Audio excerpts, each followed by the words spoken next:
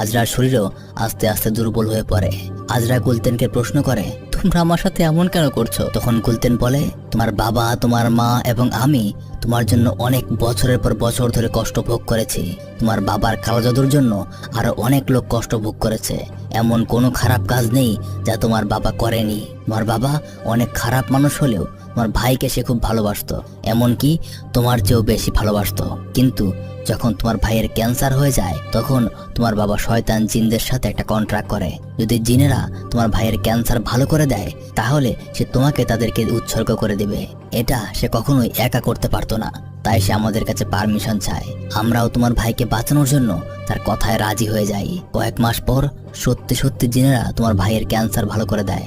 Contract অনুযায়ী তোমাকে জিনেদের কাছে দেওয়ার সময় এসে যায়। তখন আমরা তোমাকে ওষুধ খাইয়ে অজ্ঞান করে জিনেদের মন্ত্র পড়া শুরু করি, কিন্তু জাদু শেষ হওয়ার আগেই